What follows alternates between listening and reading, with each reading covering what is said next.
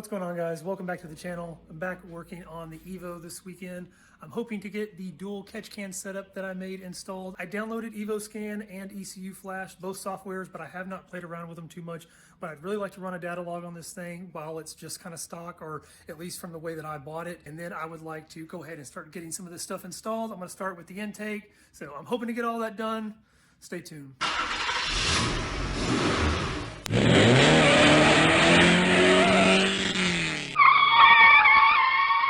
I'm going to start with getting these catch cans on. The one for the back of the engine bay, this setup right here is all ready to go.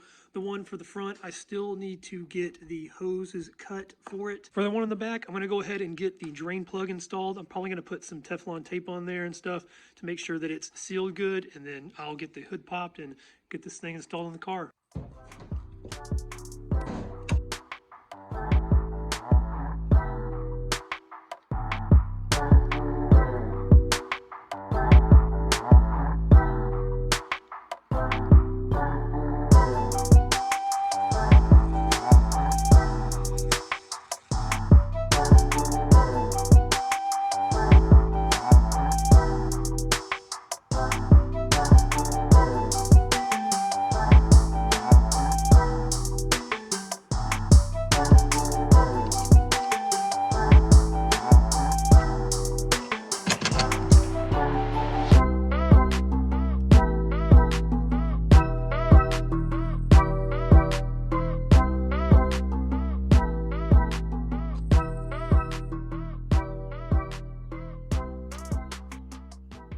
First catch can setup is on. Everything turned out very nice. Everything worked out perfectly. Now that this one's all done, this one, like I said, I've still got to get all of the hoses cut. I have nothing cut for that right now.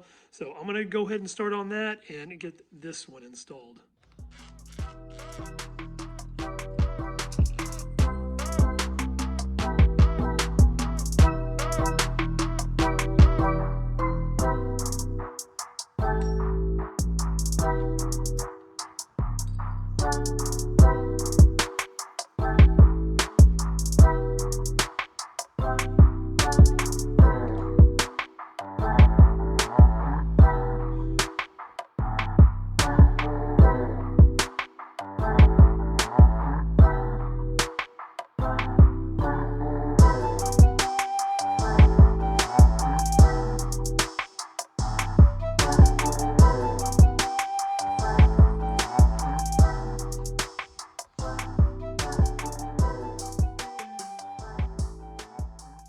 The other catch can is fully installed over here. I still have to run the tubing. Like I said, I've still got to cut it. So I've got it all pulled over here, ready to go. But I wanted to share with you something that I learned.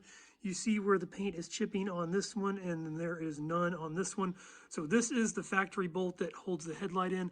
I just used that little spacer that I found underneath there. It was just, I had that thing lying around the garage. Same thing with the spacer over here. But this hardware I actually bought at Home Depot. So this one is just a bolt and a flat washer, and it just, clamps down on there.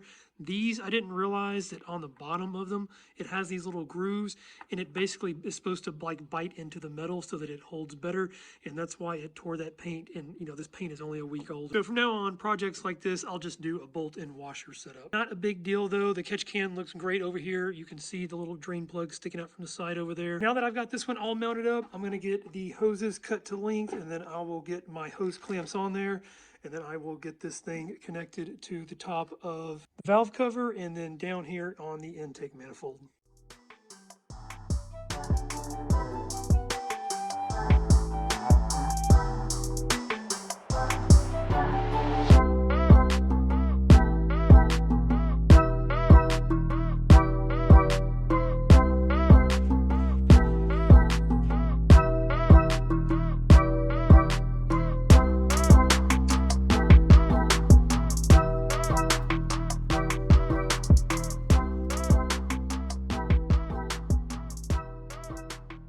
Just finished running all of my lines for the second catch can. Everything worked out perfectly.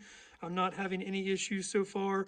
So this thing, it just comes from the top of the valve cover here all the way over to where it goes into the catch can and then where it comes out. I was worried about this thing hitting the belt, but the tension on this thing actually pushes it outwards, so this thing is not going to be a problem at all. And then it runs straight over into the intake right here. One thing I did not realize is the diameter on the fitting that goes into the manifold here is much bigger than the one that comes up top here. So getting this hose, this 3/8 inch hose on there was kind of difficult. I actually didn't push it up on there on the way.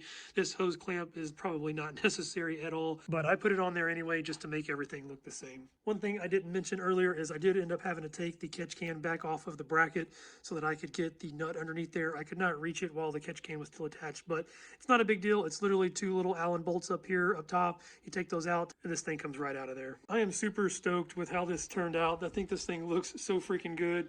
Here's the other one back there. I like how it's all blacked out. It's kind of factory looking. It's stealth. You don't really notice it, but I think it's a sick little setup in my opinion. Now that these are finished, I really want to try to run a data log on this thing before I started throwing on all of these aftermarket parts. So the intake, and then if you've been following the channel, I've got a nice exhaust and some charge pipes. But I love doing comparisons, and I really wanted to try to get a base data log before I start doing the upgrades. I did buy a Tactrix cable, and I've already downloaded EvoScan and ECU Flash, so I'm gonna run in there. I haven't played around with it a lot. I'm gonna grab the laptop, hook this thing up, see if I can't take it out for a drive. I don't want to take a long time. I've got to go pick up the little guy at Grandma and Grandpa's, and then I really want to get this intake installed if I can get a little dyno graph.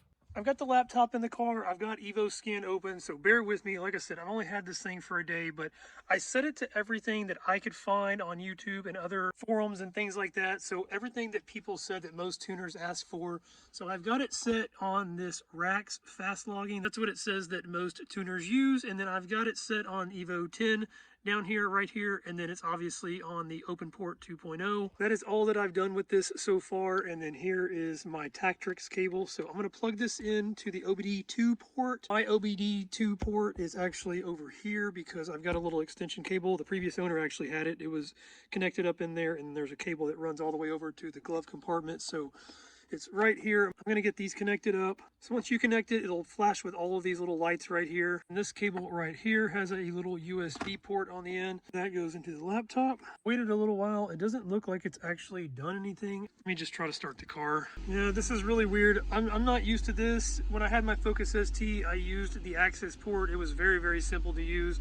And as soon as you started the car or actually plugged it in, you got some sort of notification that it was on. And when you started the car, it actually gave you some real-time data popping up, but it's not actually doing anything on EvoScan right now. So let me try to figure some things out here. Well, I hit start data logger a couple of times, and then this finally said that it found the open port.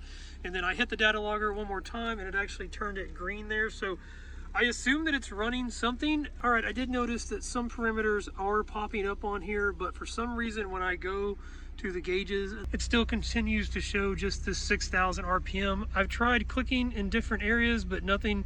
I'm just gonna have to familiarize myself with this program a little bit more before I start doing this. I'm obviously gonna go ahead and do my own research on how to fix this, but if anybody has any suggestions, please comment below. The only thing I think of that it can be is I don't have an external wideband hooked up to this thing, and I think that it requires that.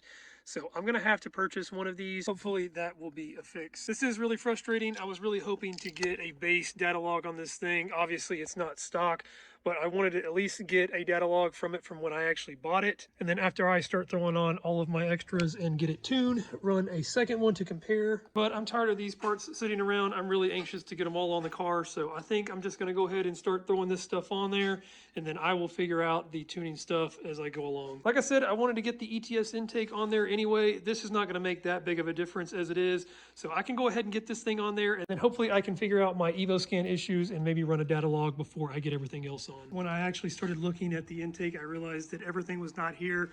He did send me this packing list. Sorry, I spilled my coffee on it earlier. One of the things that was missing is the vacuum line. So I ended up ordering one off of Amazon.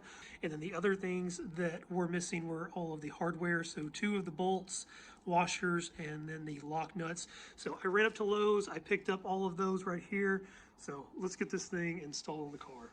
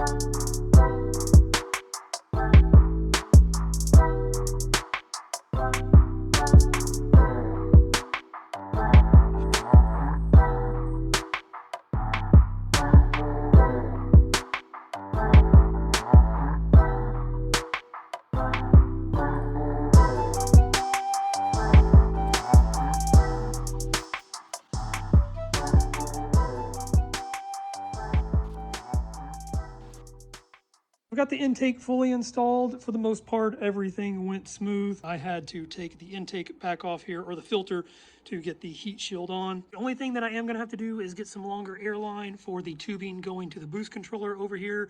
It's not long enough, and you can see it's stretched and kind of kinked up top. I already mentioned before, but I bought this kit used. It did not come with the vacuum line, like I said, so I did get some down there, so I'll probably use that for the boost controller over here. But the biggest issue that I had is I saw that it had hardware down here. So 6mm bolts by 35mm in length. And it says a set screw, but the picture down here, it looks like a bolt. I looked it up online. It looks like a bolt in the picture. So that's what I got. And then I got 6mm washers and then 2 6mm lock nuts. This is what I picked up. It's a 6mm bolt. It's 35mm in length.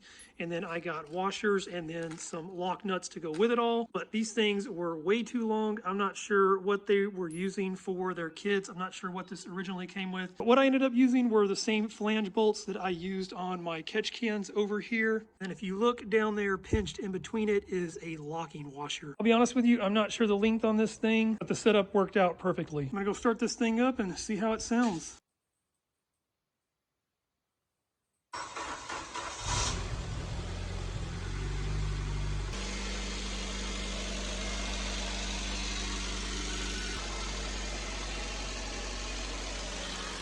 Car is running great. Everything sounds great. I am so happy to finally have some of these parts on here. I know it was just an intake install, but I was glad to get my catch cans finished as well in this video. I'm going to figure out the EvoScan issues. If you like the video, please hit that like button. If this helped you out with your intake install or something else, go ahead and hit that like button. If you want to see more content like this, please hit that subscribe button, and I will catch you guys next time.